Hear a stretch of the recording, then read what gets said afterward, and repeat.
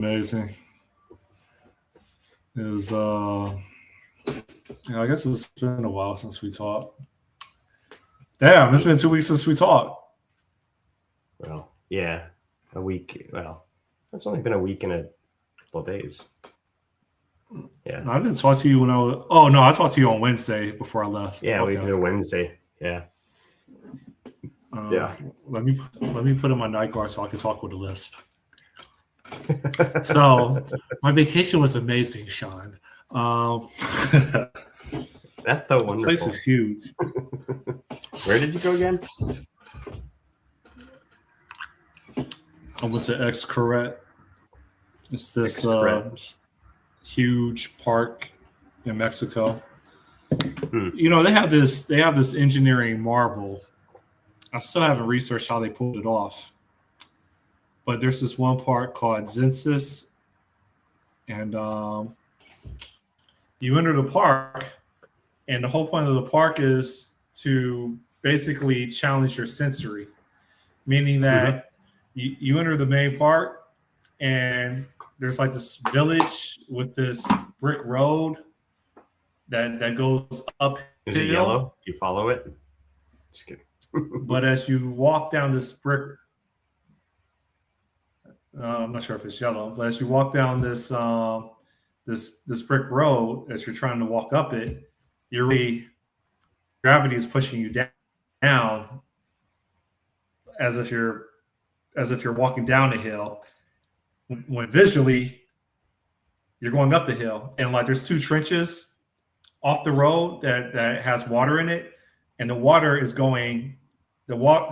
running upwards instead of downwards on this gradient of this road. It's trippy, man. I don't know how they did that at all. Yeah. Well, it's all about perspective. Like it reminds me, like back when I was growing up in the area around Montevideo, Minnesota, there's a specific like bridge or incline that it does that same thing. It looks like, I can't remember if it looks like you're going up, but you're actually going down, or vice versa. But it's that twisted like perspective, the skewed perspective. It causes it to make you look like you're doing the opposite. So if you're going up, I don't remember if it's up or down, but if you're going up, it looks like you're going up. But really, if you put like a pine up or whatever, it rolled down. So, but I think it's all about skewed perspective, right? So what you see around you skews your perspective to look like it's going, up or whatever, down.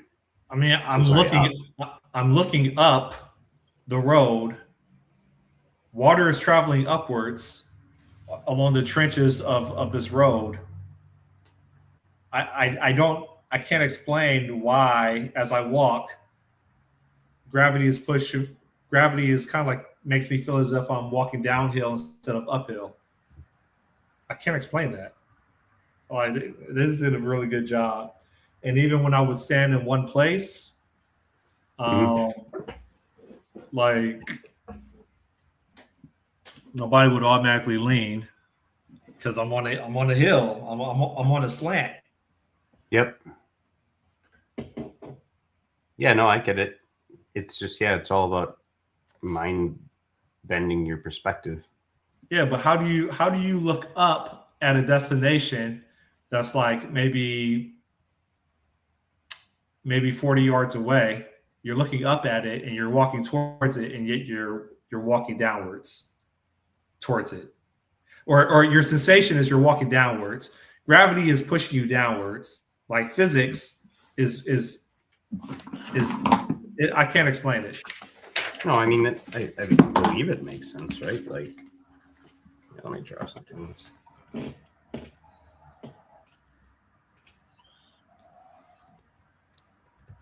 Yeah, I highly recommend you go there.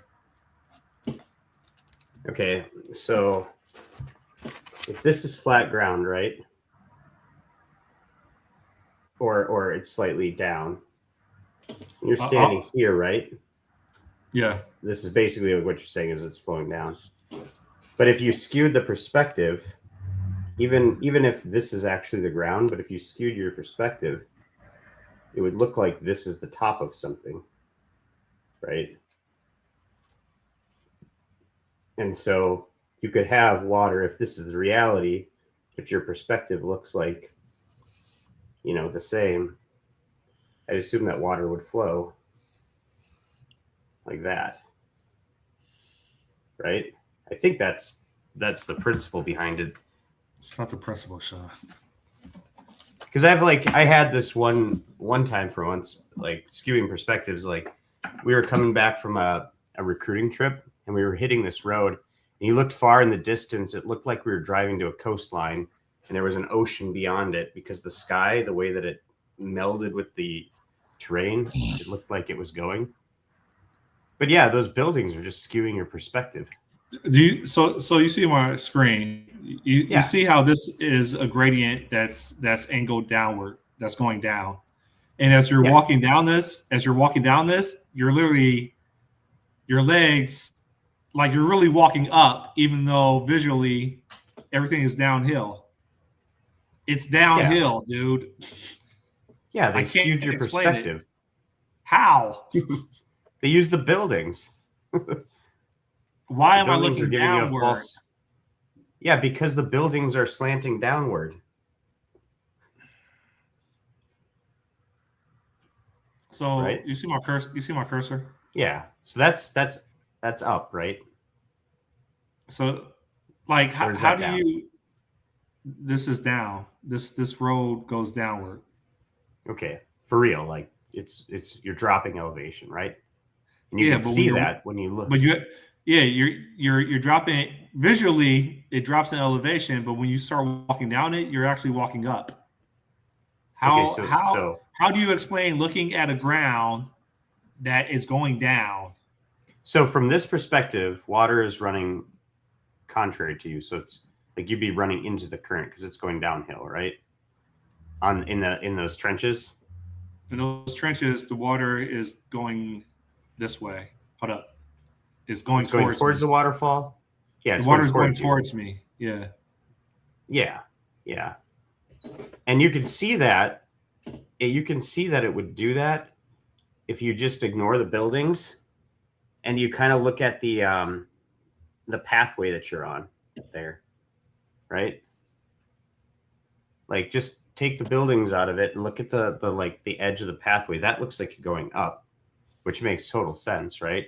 It's the building skewing your. Let me click on this. It's the building skewing your perspective. No, you're wrong. Sure.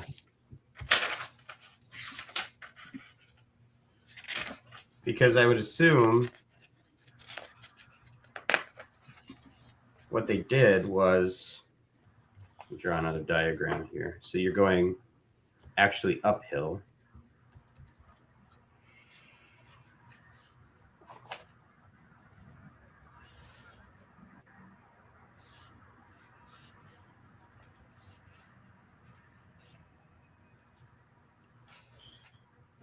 So I think because of the buildings there, like when you're going up, the building's perspective make it look like you're going Hold on. You see my screen? You see my screen?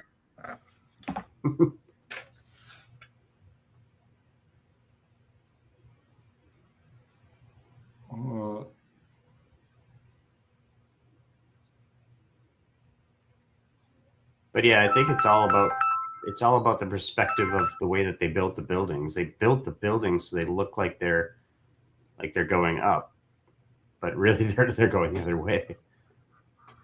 So that's why the buildings that are in them are all slanted. Yeah, but I'm still looking at the road. Look at the road. It's still going up. It's not going down. Like, how do you explain that? It's because they slanted all the buildings. Okay. The road is still going up. Stop that right there. Stop that right there, though. Okay. It's the buildings themselves that are slanted. If you were to back up a little bit, you can see if you were to put that on level ground, the buildings themselves are done like this, which is skewing your perspective. See how that, like, there's no world where that building would be built like that, where it's, unless you're on a hill, right? So what they did is they took the way that it would be built on a hill and slanted the building. So all those buildings have to be slanted like this. But so it makes your mind think that I'm going up, because that's what an up it would look like if you were walking up a hill. But you're not. You're going down. They just really slant those buildings. Like, I'm assuming if you took your okay. your So what level, I'm trying to right? do right now, is I'm taking my hands and on the video I'm blocking the structures and I'm only looking at the road. And yeah, then it looks more like a downhill or even almost a straight path. It looks like a straight path. Yeah, it's the buildings that are skewing your perspective. And they're all designed to do that. That's why I'm guessing nobody actually lives in those buildings.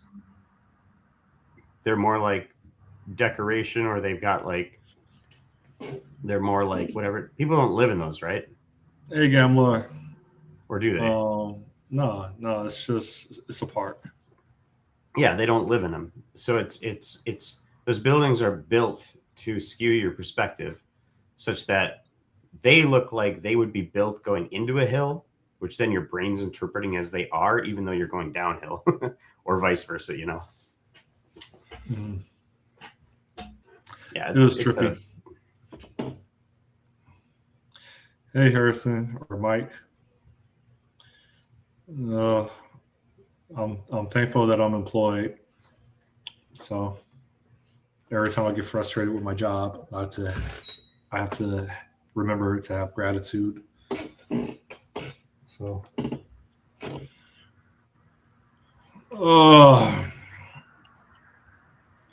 yeah, Gambler's right. Yeah, similar small scale things. It's all just playing with perspective. You could probably do this in a small scale and achieve it. Yeah. Like, I bet if you took everything on the wall behind you and you glued it, like, let's say you've got a bunch of stuff on your room, and everything that you did, you just glued it so that it all fits the horizontal perspective, or like is slightly skewed. In your room, it would look like you're going uphill or downhill. Like, just everything on your wall gets tilted like, oh, that one's not going to move. Yeah. Like that, you know. And then when you look at it, your mind's going to interpret that as level, even if there's a slight gradient the other way. I wonder how dog and cats respond to that type of scene. Do they allow dogs in there? No, not at parks. Well, guide dogs maybe. I wonder what guide dogs do. If you had a service animal. This is Mexico. This is the United States. Well, yeah, but I can't imagine that Mexican would be like, oh, you're blind or you've got a condition and papers. Your dog can't go. Sorry. They absolutely can. It makes things more complicated if they try to look, the 0.0001% can complicate things for the 99.9999%. Is it worth the effort? Where's the return on investment? There's total return on investment. It's called being nice to people who have disabilities. It doesn't cost anything to have a service dog. It does. Trained to. One is it can, because it increases maintenance, it increases risk for disease and other things. It increases risk. Like you said, it increases maintenance by 0.0001% or whatever. No, that's not a big deal. That's not what I said. I said that it makes things more complicated for the business. To have a service dog, we have service dogs allowed everywhere. No, a dog is a dog. So try bringing in a dog to 99.999% of grocery stores and see if anyone tries to stop you. If I have papers for it being dog, I'd have to have a service dog. I don't have a service dog. If I had a service dog, I've seen plenty of service dogs in grocery stores. But what's the common denominator? It's an animal. Animals tend to not be hygienic by default. It adds overhead. It creates a lot of communication overhead. There's money that has to be paid in general. There's money. Yeah. My argument is it's easier to It just doesn't cost say me not to let a allowed. dog in. No. But in the United States, you can't, and we have no problems with it. Like you can go into unless it's like a totally clean, sterile environment. And they even allow service dogs in hospitals, so that's not even true. It'd have to be something like a lab, like where you have to have a people in suits and stuff. There's no reason dogs can't walk through stuff. My dog was a service dog. Yeah, but it has to be in service. Like they have to be an in-service thing. Emotional support pets, My that's dog, different. Nope. My dog was an emotional support dog, and then her last 2 years, she was a service dog. She was trained. She was trained in anxiety. And those dogs are a lot smarter and a lot cleaner than a lot of other people are. You have to admit that. There are people who are not like that at all. That's true. Dude, I started listening to this book called Dungeon Crawler Carl. Have you heard of this book? You hear that construction? Yeah. That's what I have to deal with for the last 2 days. That sucks. Oh. Yeah, I mean, I have to wear these headphones, numb it a little bit, but it's if I didn't have these headphones like insulate my ears. Time to take another vacation and go to Minnesota. Or just go to a co-work office. So. Yeah, Harrison, Dungeon Crawl Carl is really, really, it's probably one of the funniest books I've read. Well, I don't read a lot of books, so I listen to it actually.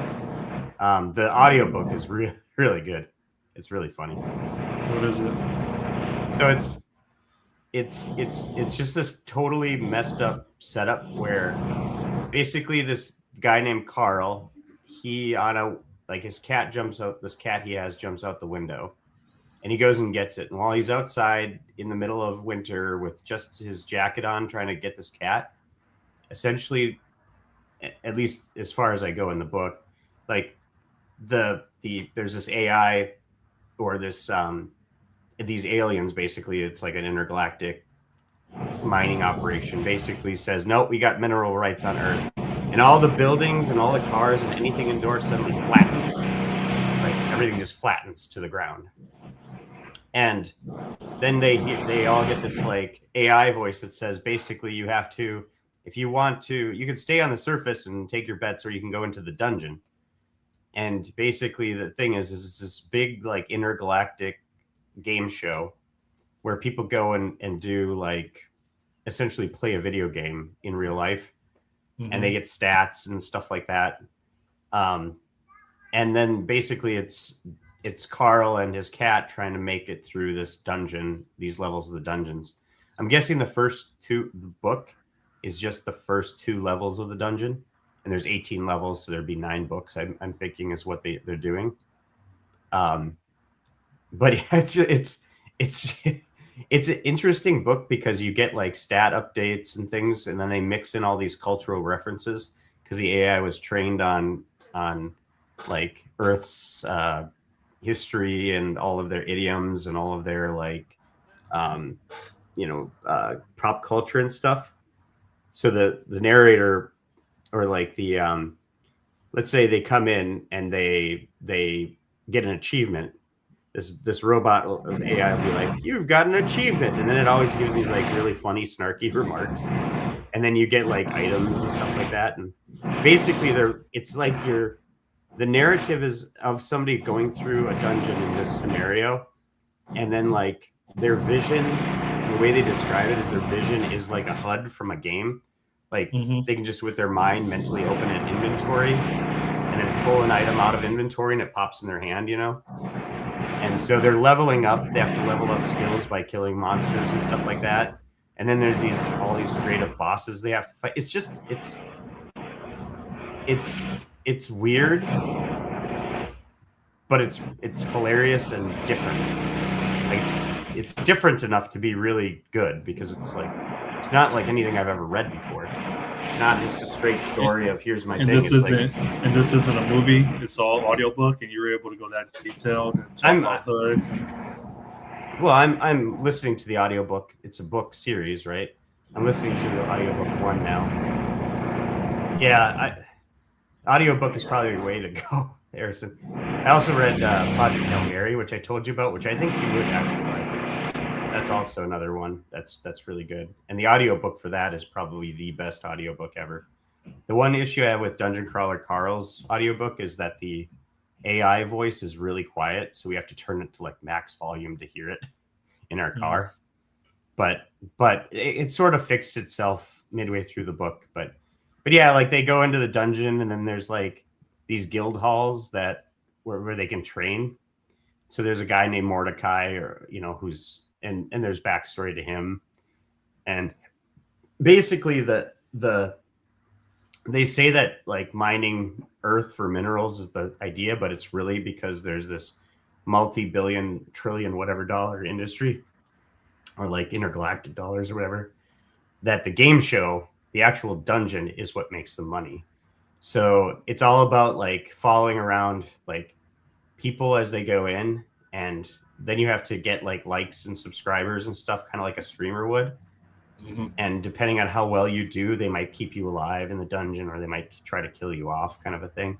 So it's all controlled by these intergalactic corporate interests, and they don't really care about your life. Like people are dying all over, so there's a very bleak backdrop to it.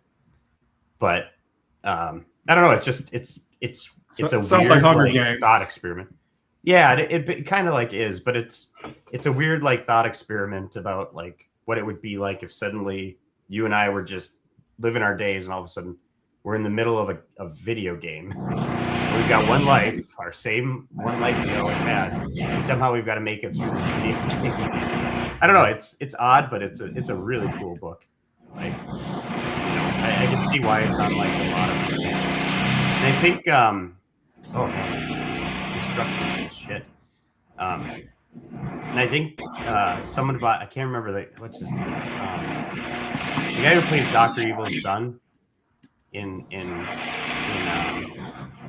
Austin Powers. He bought the rights, I guess, to do a series on it. So there will probably be a Dungeon Crawler Carl series that comes out in the next few years. But yeah, anyways, that book's great, and Project Hail Mary is really, really good, though. That's coming out as a movie. I think you'd like it because it's a lot of science, hard science, like, and space science and stuff like that. Like there's relativity in it, and like a lot of physics calculations he's doing, and how he runs experiments and this, and all of like the little things that can go wrong. That one is a really, really cool book. I'd recommend reading that one. or listening to it. Like I said, the audiobook for it is phenomenal. And it's hard for me to consume fictional content or fictional books. I could watch a movie that's fiction, obviously, but do you listen to audio? Have you listened to fictional audiobooks? Because I'm gonna say I can't read a fiction book. If I sat down to read Project Hail Mary, I'd never finish it. But listening to it, we just throw it on the car when we're driving, or I would listen to books while I'm running or whatever. And like I said, it's really cool because it's like when you start the book, you have no idea what's going on, because he basically wakes up in this spaceship and you have no context about what's going on, why it's happening, what's going on. And he's got amnesia in the book. So they slowly fill out what the backstory is through flashbacks while he's working in the thing. And it takes, like, I thought about basically at the end of the first act, I think, like, it takes a totally different turn that I didn't expect it to take. I would have expected it now that I've seen the previews for the movie, but I didn't expect it when I just picked it up. I thought it was going to be more like The Martian, which is by the same author. Did you see the book The Martian, or watch the movie The Martian? Where he's like, I'm going to science the shit out of this. Same author, same kind of like hard science-y stuff that he puts into it. Just different context, and I don't know. The fact, like, you remember how you used to talk about like liking space stuff and how you'd want to work for like a space thing?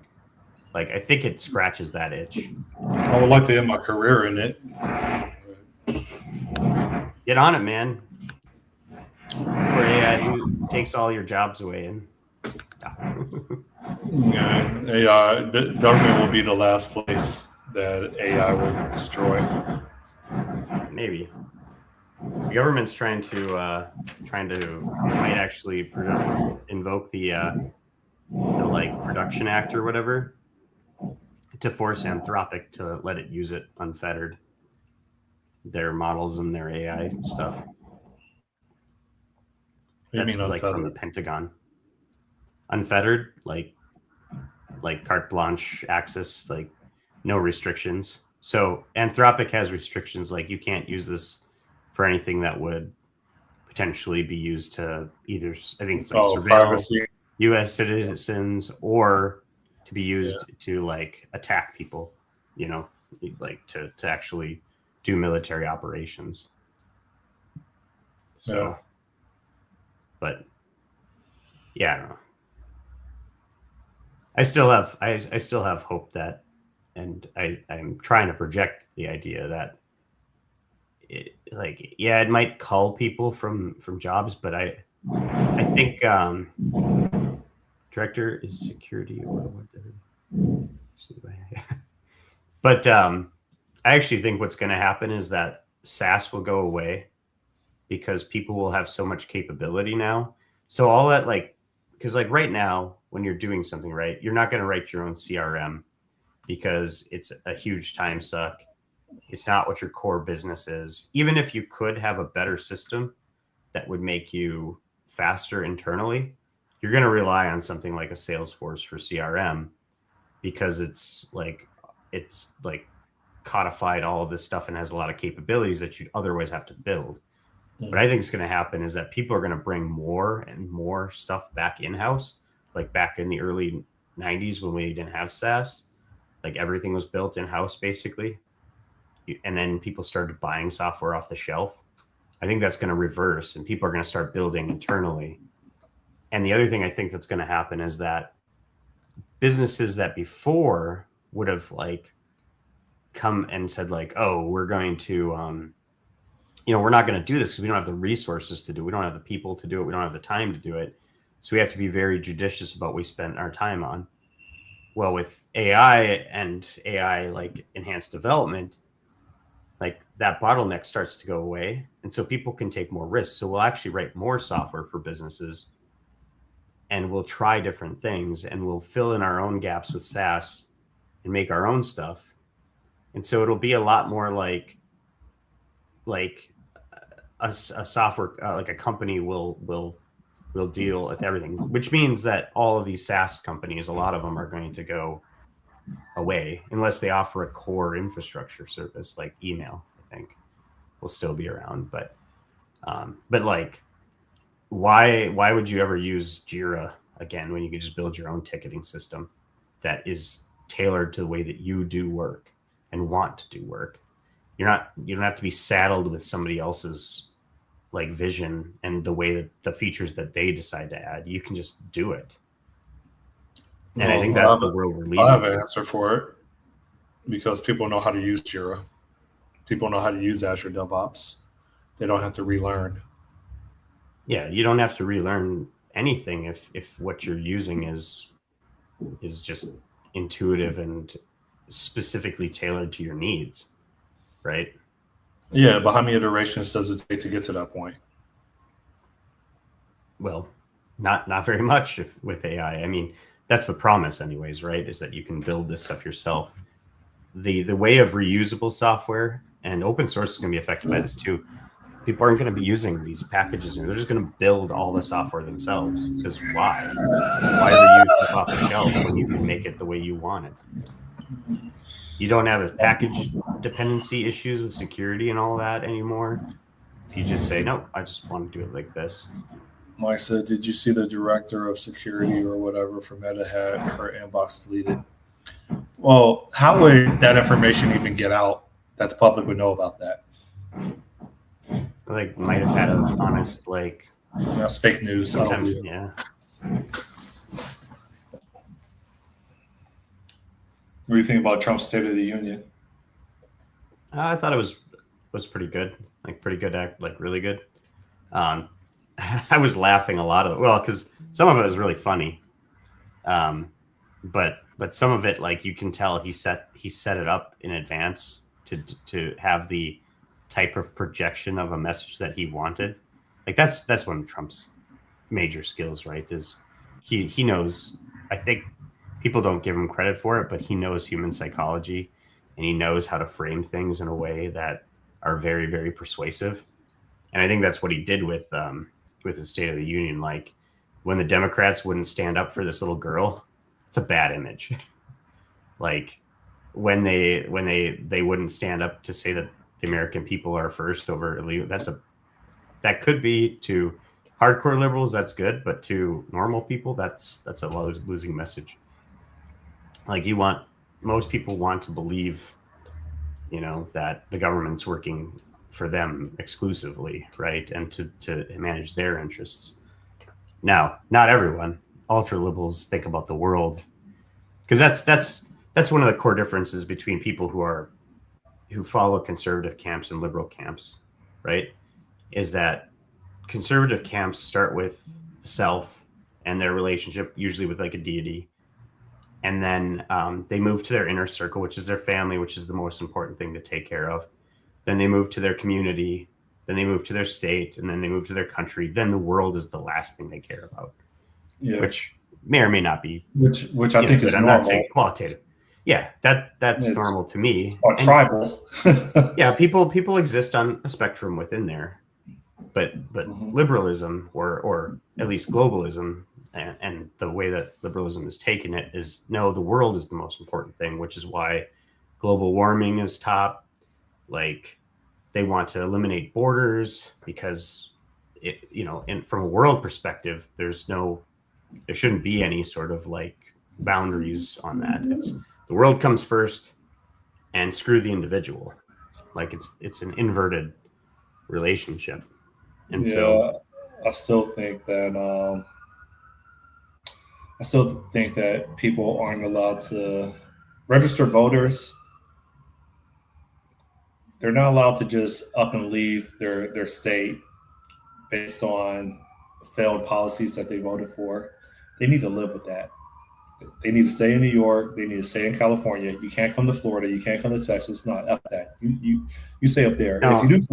If you do come down here, you can't vote here, right? No. So the thing is with that is that California has the most conservative people in it, like the most number of conservative people in it anywhere. It's just the problem, they're outnumbered by the people who are not conservative. So people that are leaving that state aren't the elite liberals that voted for those things. It's for all the people that they can't get their voice heard. Nope. I'm okay with being wrong, but I'm willing to bet that there is way more left-leaning millionaires in California, the technology state, than you think. Oh yeah. No, there's a lot, but the thing is, there's a lot of conservatives too, and they have no voice in California whatsoever. That's why they're leaving. And that's why Tennessee and Florida and Texas, conservative states, are the place they're going. To a lesser extent, like South Dakota and some other places. The liberals, if they're going to move out of California, they're moving generally to Colorado. Like that's where they've moved, right? Colorado. They don't move it. The conservatives are the ones that are moving out of California and landing in these states, which is a good thing because then it should bolster up those things. Now, there are pockets like Austin. I think Austin gets a lot of in Texas that gets a lot of liberal people moving away from it, but the rest of it is all. Now, those people are probably a little more left leaning than some of the people in those target states, but they're still not so far left leaning that they're going to skew it a certain way. I think they'd be more like what your classic liberals were, probably. Not before like we really got into globalism and insanity. Now, the wealth tax that they're doing in California, that might push people out because, even though people talk a big game, like I think it was Larry Page left or is leaving California I think he went to Florida. Bezos left Seattle, Washington, right, for Florida. Elon's out of California. Rogan left California. Like a lot of people, and Rogan's a liberal. He's a liberal guy. The world somehow got it skewed that he's a conservative guy. No, he's a classic liberal, which is so funny to think. He's just like the spectrum got moved so far over here. Well, I think the difference with Joe Rogan, maybe not, is it seems as if he's willing to listen to conservative thoughts and opinions. Yeah, and he agrees with some of them, and he doesn't, and that's the free versus thinker other thing. people. Yeah, versus other people, they don't even, they just la la la la la la la. They don't want to listen. And that's and I think that's what classical liberalism is it's not really anything terrible. Like I think when we were growing up, you know, back in the day, it was like there was not a lot of difference between conservatives and things. Like they had maybe some different like constituents that they go to, but the Conservative Party or like the Republican Party is considerably more liberal than it has ever been. Trump is not technically, he's not really a conservative guy. He's more of a liberal guy, and it's weird that he's treated as this conservative boon, but he's you know, there's certain things he likes and certain things he doesn't. So yeah, that's what Harrison. That's what I'm saying, is that you get these clusters of highly dense liberal people that live in these big cities, and that's you literally can't vote against them because they own enough votes to do whatever they want. What do you think about New York City's mayor? I'm wondering if he's getting a reality check about how difficult it is to actually implement policies, but I don't know. I don't live there, so I don't really know. You don't think he was smart enough to already understand the game? Or maybe he is, yeah. And because he's going to have a meeting with Trump now again, I think, about housing. And you know, great. You know, that should be what they're doing, having conversations about how we can do that kind of things. It just boggles my mind that it boggles my mind that like liberals or left-leaning people, they can develop policies without understanding cause and effect. Like, I don't think they go through war game like simulation of, okay, like I don't think they ever took a class in like logic, you know, alpha, if alpha then beta then blah blah blah. Like, to be honest, I struggled in that class, but logic was my favorite class ever. Symbolic logic is particularly fun. Yeah, that's what I took. It's math. Yeah, symbolic logic. Yeah, where you do like the alpha, gamma, beta, and you had the double ORs and double negation and all that. And then you use patterns to reduce to tautologies and things like that. Yeah, that was a fun class. I loved that class. That was a philosophy class. Well, it was a prerequisite for computer science. Oh, really? Interesting. That's actually a good idea. Yeah, and I wasn't a full-fledged like programmer, so all that stuff was new to me. Yeah, well, I wasn't either, but when we got into logic, like I said, it's normally a philosophy class, right? Which it really should be a math class because it's just Boolean math, right? It's the same, like all of the same systems that you use in math are there. It's just a different language for it. So it's like you've got a problem, a big problem, and you're trying to use patterns to reduce. Like that's what math is. Yeah, but I was just gonna say, like, the politician promises free everything, and then then they get in and they can't deliver. well, let's be real. You're going to disagree with me. Then the women that vote for them, they're shocked that, hold up, it's really not free. Like, someone has to pay for it, and you know the thought process is, you know, rich people are evil, so we're going to get the rich to pay for it. And rich people say, well, because I'm rich, I have options. I don't have to be here. In fact, there's state policies and city policies in other places that will incentivize me to bring my money to other places. Yeah. And so then they leave and then the people, the women that voted these socialists in, they're the one left the bill. And I just think it's hilarious. Yeah, it's And Atlas Shrugged, right? What? Atlas Shrugged. Ayn Rand, like Atlas Shrugged. I don't know what that is. Is that a So person? What are you saying? it's a good thing to no. Ayn Rand she was an author. I don't think she's alive anymore. But she wrote this book called Atlas Shrugged. There's a movie you can watch too. But the idea is that in her mind is like you have people who are producers and creators and stuff like that, and they're holding the world on their back, right? They're Atlas. They're the ones that are holding it, and the policies of liberalism that push against those creators and those people who are, producing and in capitalism making a lot of money. Yes, they're vilified, they get pushed. And so the question of her book asks is what happens when Atlas shrugs, right? It's what happens when the person who's holding up the world just kind of goes, meh, and then leaves. And what that would look like. Cuba. Yeah. So yeah, and that's the thing is Ayn Rand is a conservative philosopher. All right, that's what she was, and so, and the metaphor of Atlas shrugging, holding up the world, and is a good one. But yeah, it's sad. It's like basically all the people who are these creators and stuff. Basically, I think they leave for this island or something. I can't remember exactly how the thing goes. I haven't read the book, but I've watched the movie, and I understand like the context of it. But yeah, it's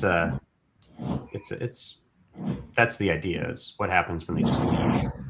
Now you have a bunch of people who are consumers with no producers, and how do you do anything? Now there's a world where AI is going to replace the producers, and everyone's going to have to figure that out.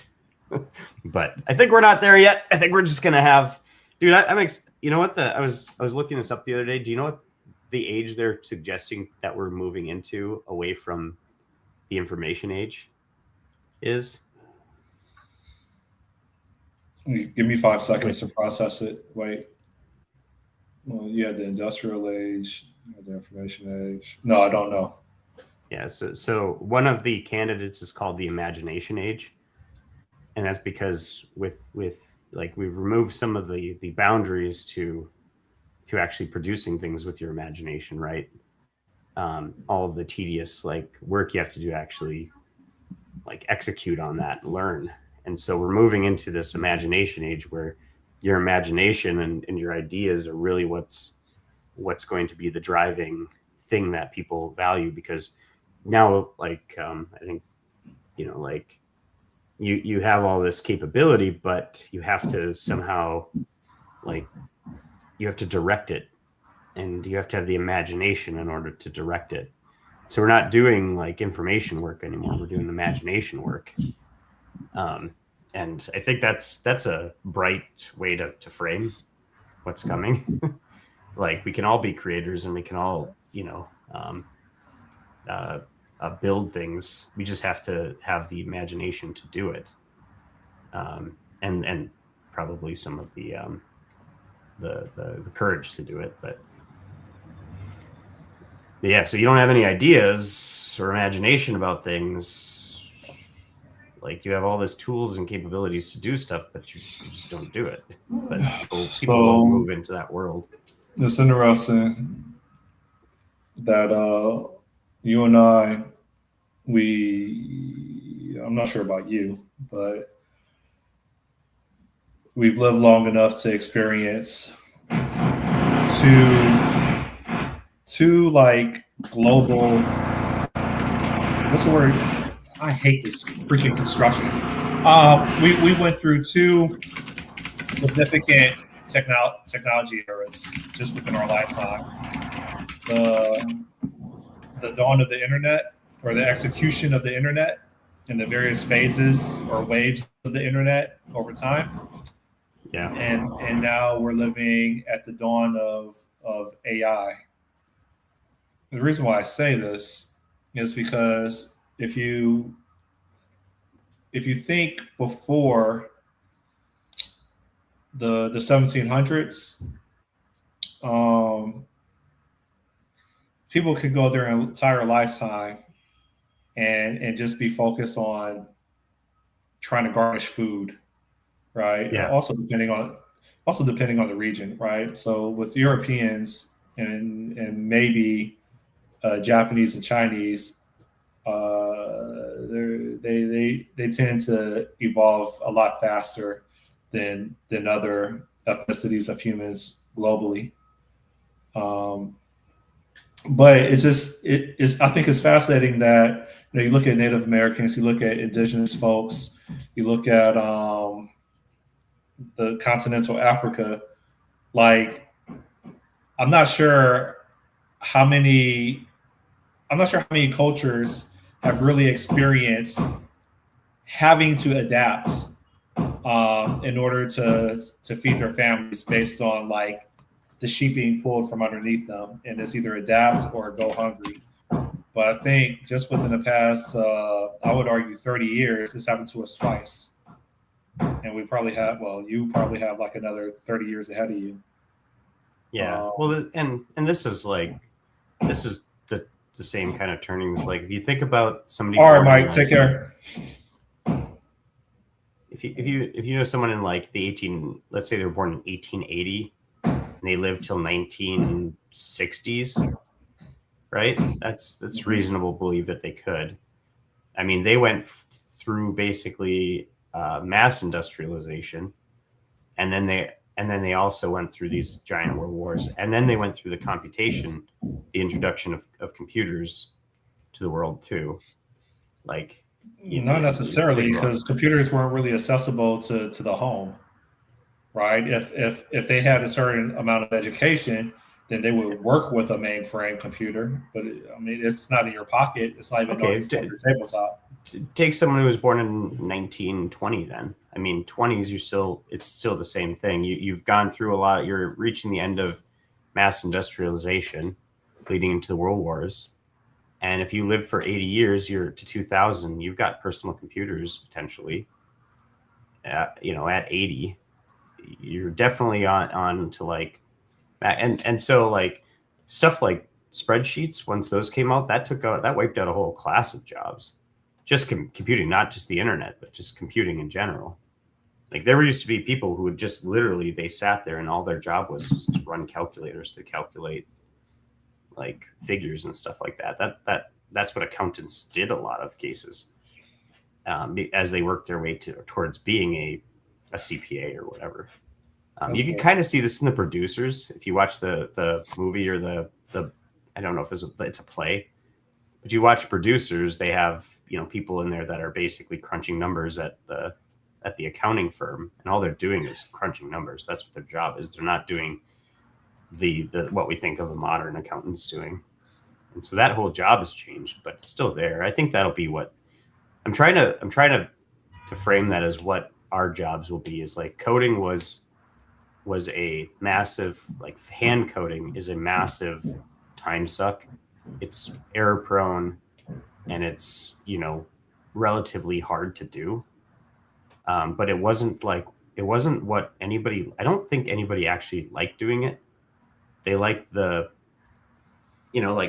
if let's just say you could see in your mind right now the entire solution to the problem, and all you had to do was sit there and type it out. Like, I know where this thing's going to go. I'm going to know what I'm going to name this. I have the whole spec in my mind. And now I literally need to just type it out. That's not a fun activity. I challenge that. It's not. It's the thinking that goes into it that's fun. Hear me out. So that analogy or illustration is, some people were able to establish themselves and establish their quality of life because of how good they were at that mundane task. Yeah. You think about leak code. I'm not built for leak code. I despise it, right? Because to me, I think it's stupid. It's not solving a business problem. It's not. But you have people that are really good at programming trivia, or but you know what I mean. It's a micro problem though. It's can you take an idea or a goal and convert it into writing the actual code for it? And those people have a higher probability of working at FAANG companies. Those people have a higher probability at those FAANG companies of commanding a couple 100,000 or more a year compared to peasant programmers that may command 85,000 a year, right? So my argument is is that skill like pointless? It depends on how you look at it, because some people can take that and completely use that to leverage their quality of life. And I mean, I think it's a little bit harder now, unless you work for government. Notice I keep taking jabs at government, but government, it's coming for government too.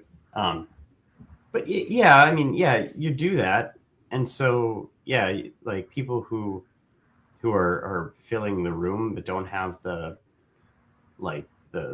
ability to decompose a problem and construct a solution. Here's another example, right? So take what I just said about the people that are really good at leak code questions. Another example, we could go back to World War II. All right. You think about the samurai. You think about this honor of the Japanese warrior. You also take into consideration the German soldier, the honor that the German soldier had for fighting hard, right? They're both German and Japanese mentality of war was to be a hero, to fight hard, and it's focused on the individual. That really wasn't the mentality of the United States military. The United States military is, we're going to industrialize the hell out of warfare, and we don't care about necessarily honor. We're just going to blanket the entire war front with steel. That's how they won. And that's my attempt to try to say that.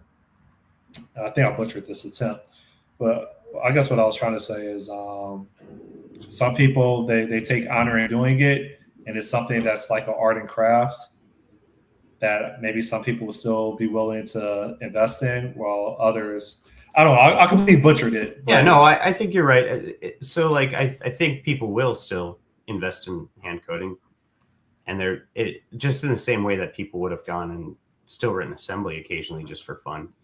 But like you said, it's an art and craft, right? Yeah. It's so if you're the graphic designer who's using Photoshop with, you know, tablets and stuff like that, and can make stuff, like, people aren't hand animating. Some people are, as an art project, and sometimes that art project will become, you know, something big. But it's an art project, right? And so people will hand write or hand draw stuff and still paint stuff, and it's still an art, and there's still value in it. Like, you can look at it and appreciate the aesthetic or the thing that you're going for, but it's not necessary for the industrial use of it. Yeah. So here's the thing. That's what we're doing. I'm curious what your thoughts are. I think the advent of AI killed any new significant mainstream programming language to be introduced. I don't see an argument for inventing another programming language. I don't see unless it's more optimized towards AI usage, or has things like, and that's the other thing, is now AI can build programming languages. You don't need to be constrained by what someone's given you. Like, if you want to take the time and internally develop your own language that you believe gives you a competitive advantage because of the way that it syncs with AI or anything like that, you could do it now. There's actually a programming language already invented that was, you know, based on this kind of stuff. Like, people just built it. I think the last mainstream language to mainstream, air quotes, language, I think it's Rust. I think that's it. Sure. That might be the last one that gains mass appeal as a centralized language, but I think languages will probably be invented all over the place, and even at a higher level of abstraction than we are now, because I think that maybe there's a world where AI writes okay code against the code bases we already have, but it doesn't write. But maybe if you give it a layer of abstraction like a compiler, maybe there's a higher level language that would work better for AIs, like a spec language is really what we're talking about. And maybe you can get deterministic solutions out of a spec. And maybe we have AI write the specs now too. That's where we get to. But people will come up with like new. But like I said, I think that the thing right now is that developers have to get on the AI train, because if they don't, their jobs are going to be left behind. You're just not going to be as efficient.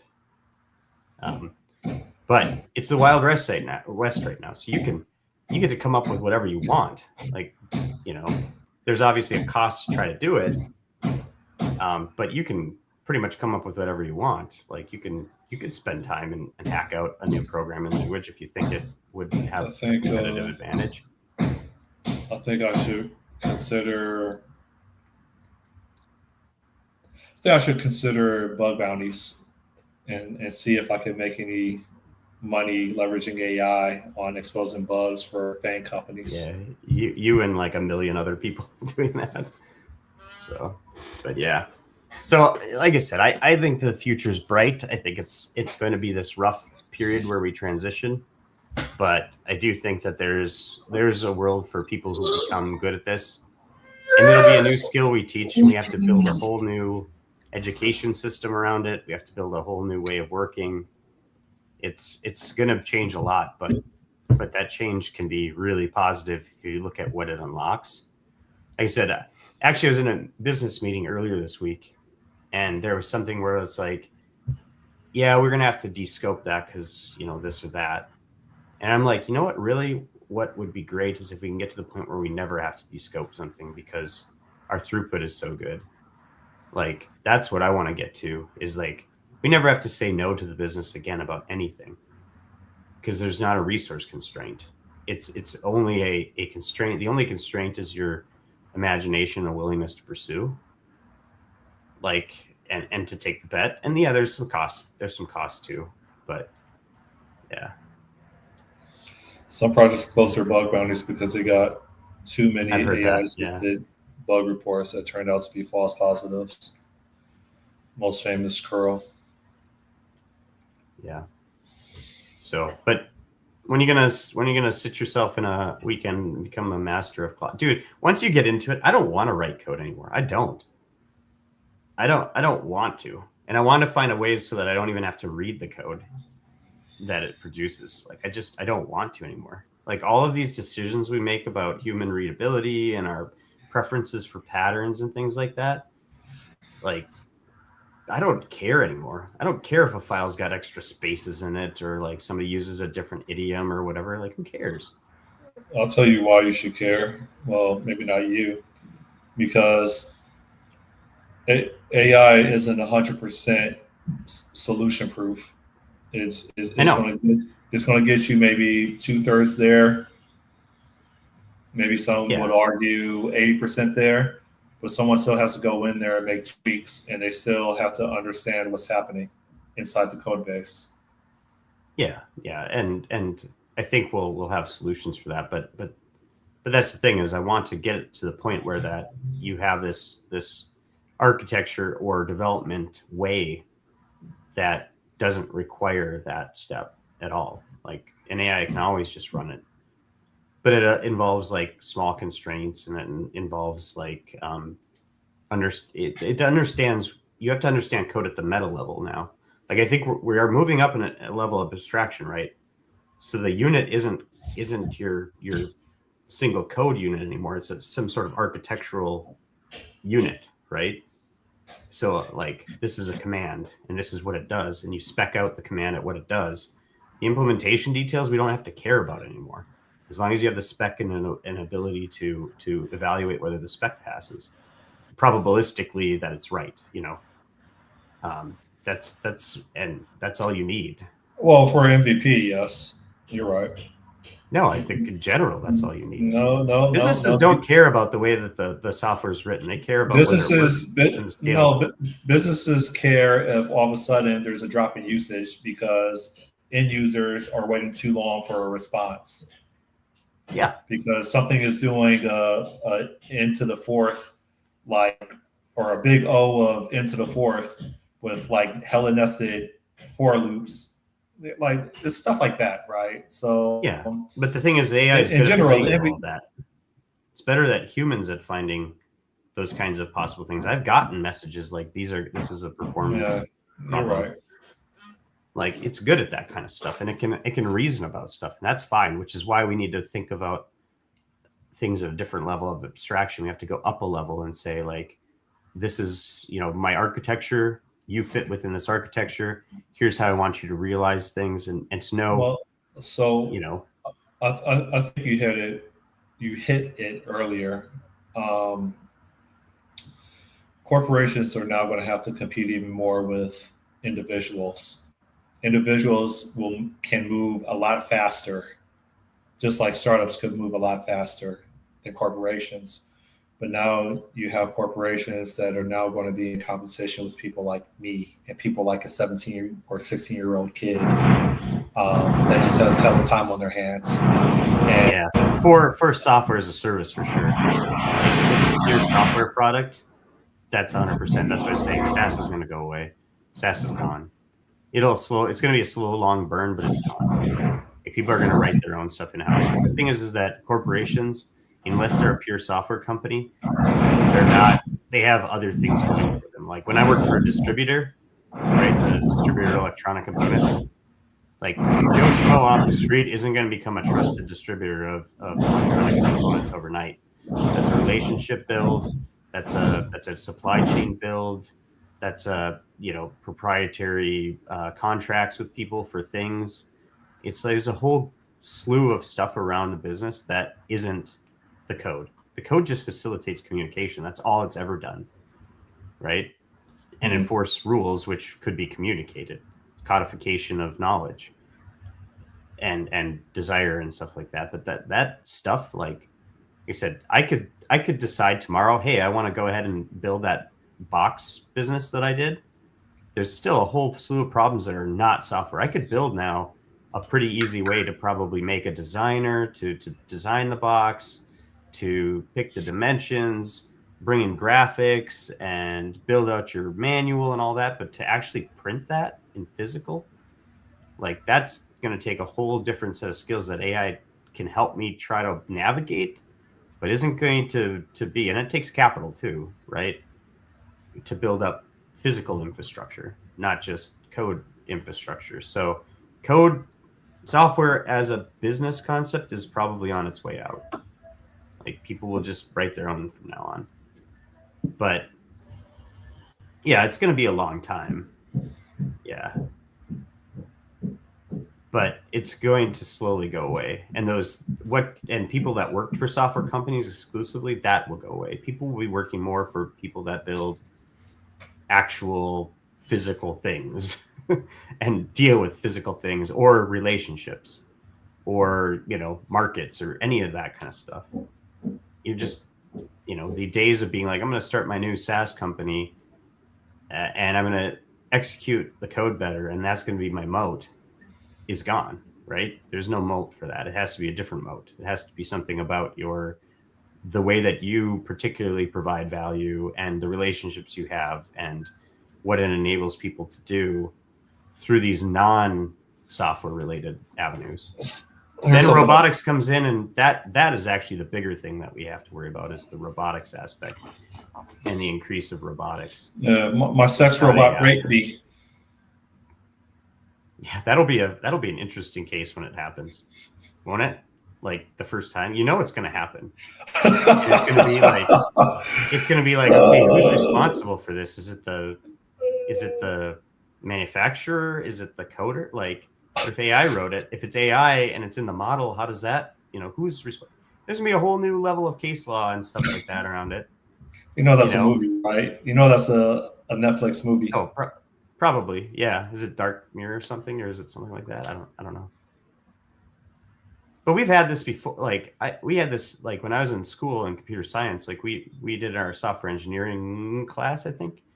We read a book or an article. It was like, it's basically like what happens when the machines kill someone. Like, the the death, a robot kills someone, and like what are the legal and ethical implications of that? And I can't remember what the name of it was, but it's the same thing. Robotics is actually a lot more scarier to me than AI is.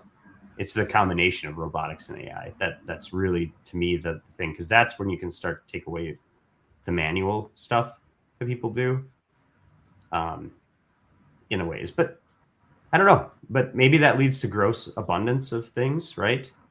And we solve worlds, and all of a sudden people can just be creative and artistic and spend time with family, and nobody has to work again, and that would be great, right? We still live in a society where we have to pay our bills. Yeah, we do right now.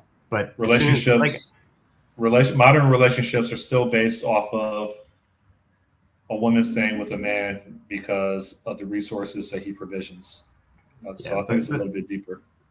Yeah, it's going to have a societal impact for sure. And the thing is that I've always thought about this, and I saw this even before AI, but now it's even worse, is if you automate everything away and now you don't have anybody doing any jobs, your consumer base goes away.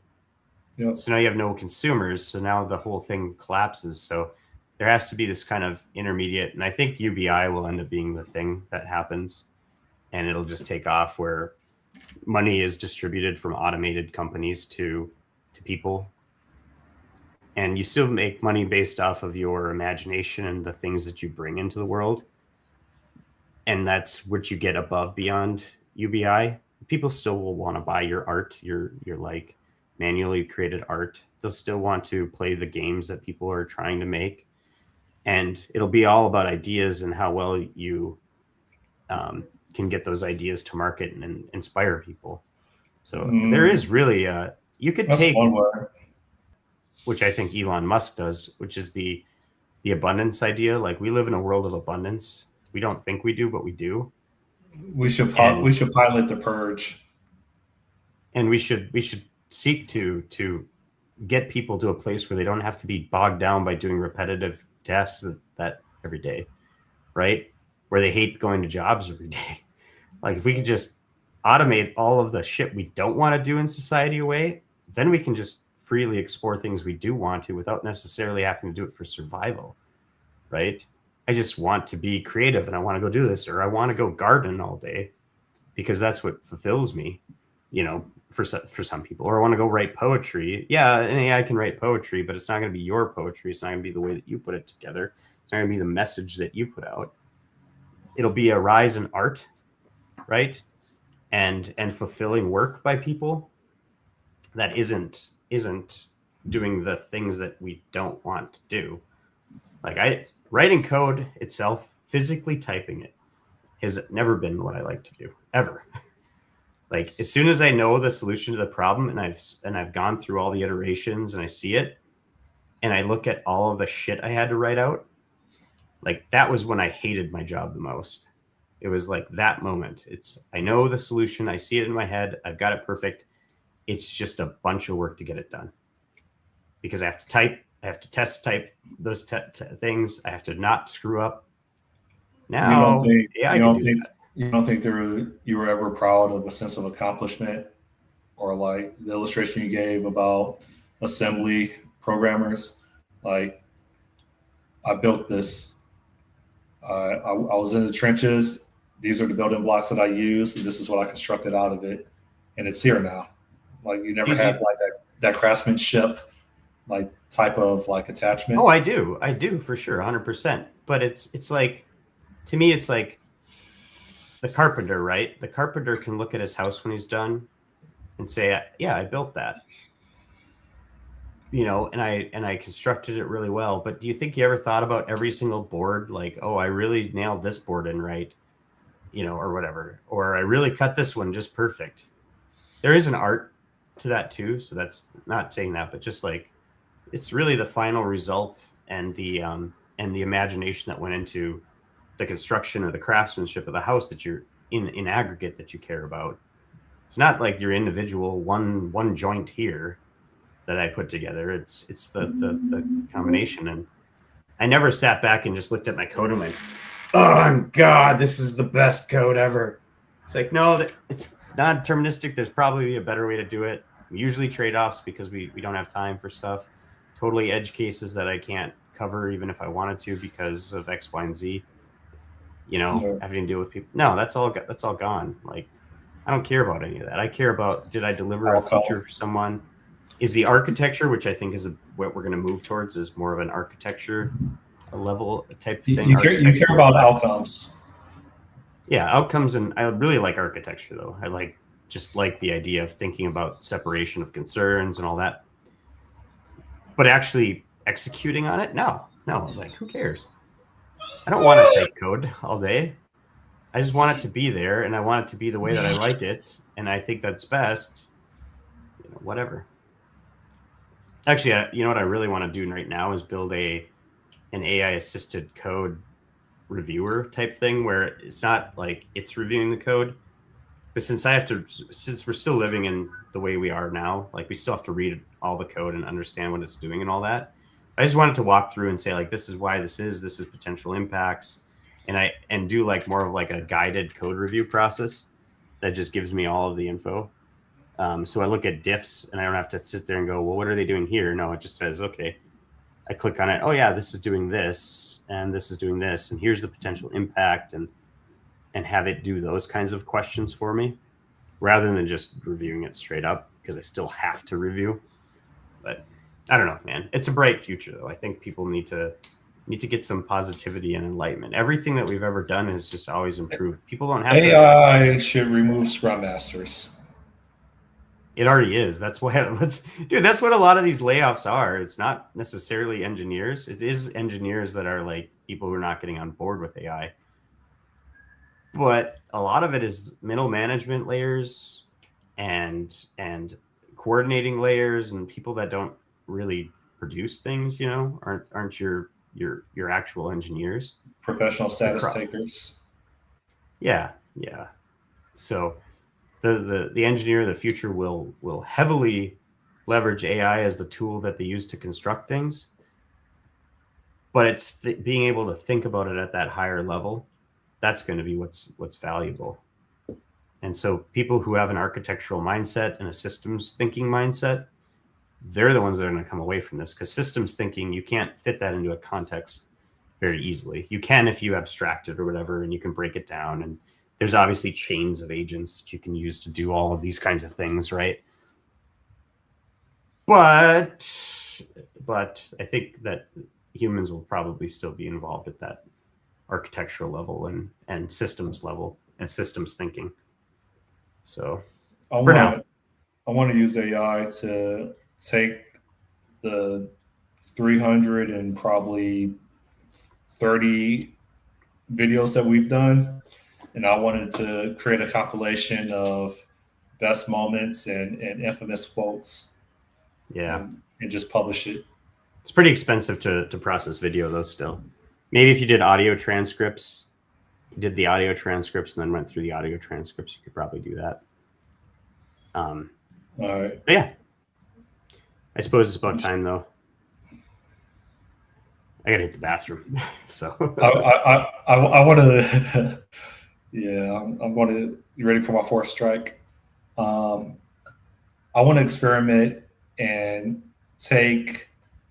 All right, so you look at YouTube, right? Or what do you look at? Do you look at YouTube when you wake up in the morning? No, well, sometimes I try not to anymore, but I'll sometimes check Facebook or Twitter.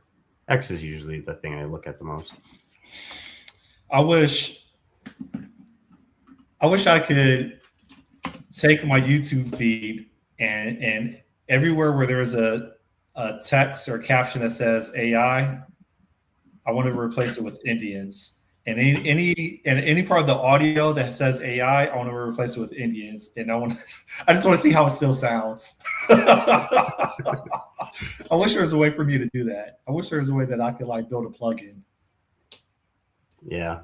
I'm curious if the tone would change once you associate a group of people over a machine or a technology. Yeah. By the way, next week I'm in Philadelphia for the week, so yeah, I work thing. So my flight's at like this time next Friday. So if we want to do it, we'll have to move it to Thursday probably, or do it Friday night. We could try an evening one. Never done that, but once I get home though, I've been gone for a week.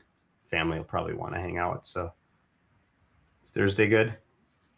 Yeah, that's fine. I'm looking at my feed right now, trying to find examples. Yeah, that's cool. Anyways, Apparently, I've been I do have to watching run though. I most- have to go to the bathroom pretty bad. So All right, we'll catch up. Thanks. See you. yep. All right. See ya. Thanks. Bye. Bye, Gambler. Bye, Gambler.